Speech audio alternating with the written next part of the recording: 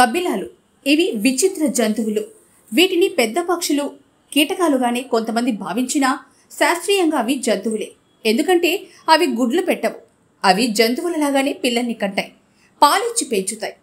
గబ్బిలాలు ఇదిగో ఇలా ఎందుకు తల కిందకు పెట్టి వేలాడతాయో తెలుసా? వాటి వెనక భాగంలో పొట్టిగా ఉండే కాళ్ళు బలహీనంగా ఉంటాయి. వాటితో ముందెగరలే. అవి ఎగిరేందుకు సహకరించవు.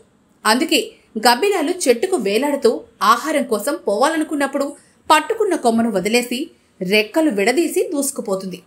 ఎగిరే సమయంలో గబ్బిలం సగటు వేగం ఎంతో తెలుసా? గంటకు 160 కిలోమీటర్లు. జంతువు లేదా క్షీరద జాతిలో ఇంత వేగంగా ఎగరగలిగేది గబ్బిలం ఒకటే.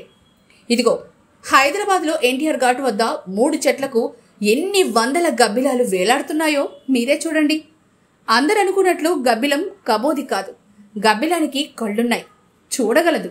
అయితే రాత్రి వేటాడే సమయాల్లో తన నోటి నుంచి శబ్ద తరంగాలను విడుదల చేసి ఆహారం ఎక్కడుందో, దారిలో అడ్డంకులు ఏమైనా ఉన్నాయో కనుక్కునే అద్భుత శక్తి గబ్బిలాలకే ఉంది.